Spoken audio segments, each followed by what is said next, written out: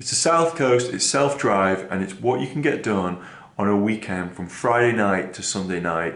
Pack this in and have one of the best little adventures I think you can have. So let's take it away.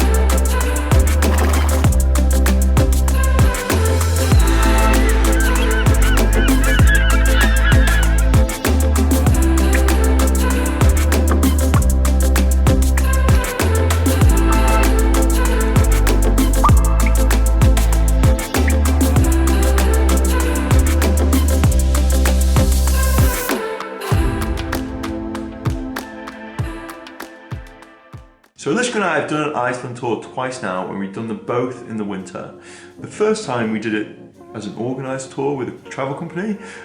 We did things like the Golden Circle, the Blue Lagoon, and it left us a little bit unsatisfied. It just wasn't enough freedom for us. We need freedom, that's why we get out. That's why we do these adventures, we need the freedom. In this video, I'm gonna give you the real top tip. And I wish I'd known what I now know now. So I hope if it's your first time in Iceland, this is gonna save you from a slightly unsatisfying weekend into one of the best weekends of the year. First up is the tip you will hear from everyone else. You can easily stay in Reykjavik all weekend. It's a really great place, and if you haven't stayed in Reykjavik before, I mean, I would recommend doing it.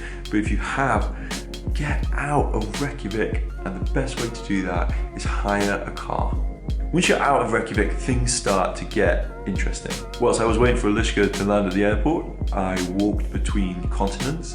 I walked between the North American and the Eurasian plate on a little bridge. That was cool. It was just really cool to do that, and that literally was like a half-hour drive away from the airport, and suddenly I was doing this momentous thing. So yes, you can do that. I also explored these volcanic vents whilst I was waiting for Eliska at the airport. Again, literally 30 minutes away from the airport, and I was in between these smokestacks and bubbling water, and it was pitch black, and I was using my car lights to light it all up. And it was pretty spooky.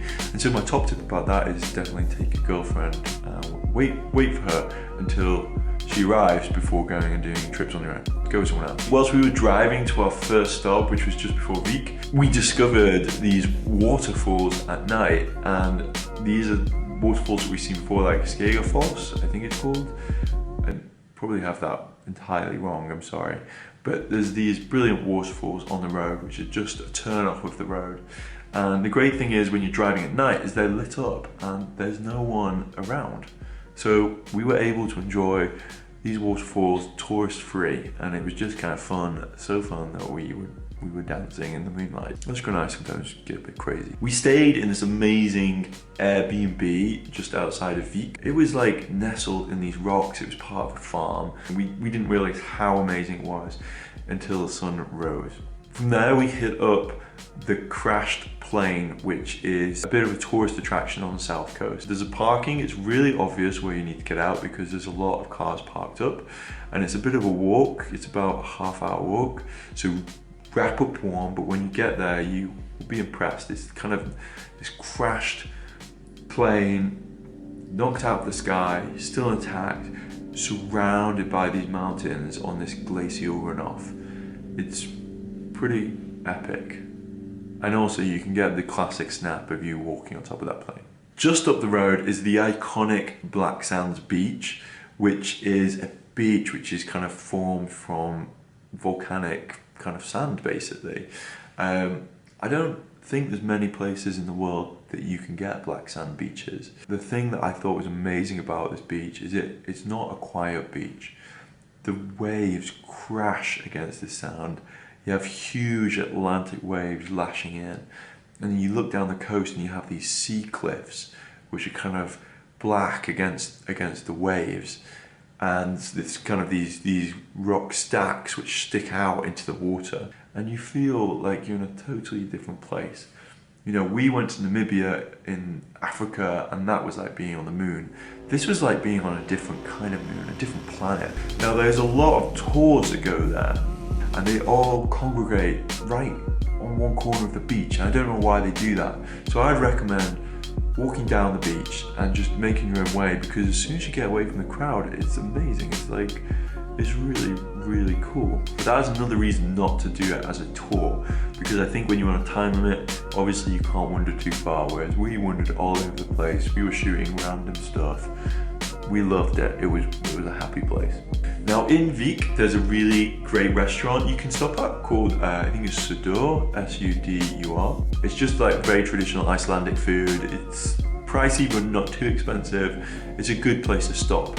And when we were there was also a lava show, which some people in Reykjavik had told us you should go and do that, and we didn't do that.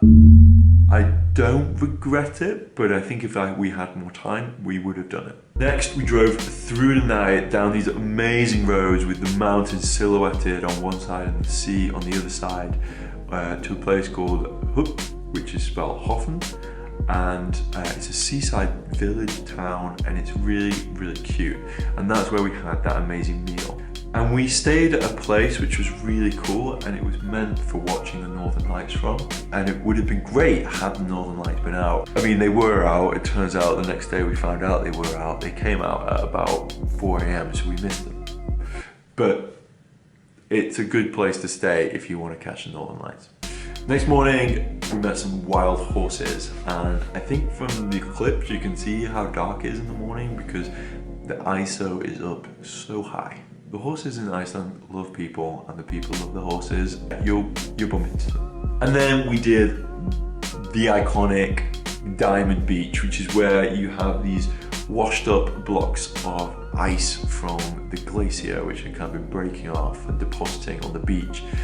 And it's amazing because, again, you've got literal ice diamonds washed up on this beach of all shapes and sizes, and seawater kind of molds them into these really interesting shapes. The whole time, the blocks of ice are floating out to sea from the glacier, and it's just really cool. I don't know anywhere on earth you can see that and do that. So it's a kind of one place kind of place. Like, you can't do that anywhere else. So I would recommend that big time. And after that, we hightailed it back to the airport after we'd basically had the adventure of a weekend. And that kept us happy all the way to the end of the year. Honestly, it was amazing. Highly recommended. What should you avoid in Iceland? Well, I would really highly recommend avoiding the Blue Lagoon. Everyone says you should go, and it's like one of those iconic destinations. It's on all of the tour things. Eliska and I don't really like spas, but we thought we should go. And actually, we didn't really enjoy it that much. I mean, the lagoon itself is man-made. It felt a little bit touristy. We didn't enjoy that much. I wouldn't recommend it. And what did we miss on this trip? Well, one thing that everyone told me was amazing is that you can go scuba diving in the mid-Atlantic rift between the continents. You can literally kind of go down there into the water and see and touch both sides, North American plate, Eurasian plate. And because the water is so cold, it's apparently amazingly clear, like crystal clear. And so it doesn't really feel like you're swimming, it feels like you're floating. And I don't know, next time I go, we've got to do that. It sounds amazing. I'm sure you agree. Like, how often do you get told that it feels like you're floating, you're not swimming? That sounds so good. I want to do that now. So that's it. That was our amazing weekend trip of the year last year to Iceland, and it's taken us a year to put that together for you. Honestly, I wish I'd had all the tips that you've got now before I'd gone, and I really hope you go on this trip and that you do it. And this is all you need to know to have a good time on the south coast of Iceland. And you only need a weekend to do it. So get on the plane, get to Iceland, have your adventure, see things you're never gonna see anywhere else on Earth. Be inspired, be awe-inspired, see nature at its most amazing, and kind of feel different when you come back, and tell us what it's like in the comments below. I hope this video has helped you plan your trip to Iceland. Thanks for watching. Remember to subscribe, give it a like, and write some comments below. We're really interested to hear from you guys. So have a good Christmas if you celebrate it. Have an amazing New Year. Thank you for hanging out with us. See you later.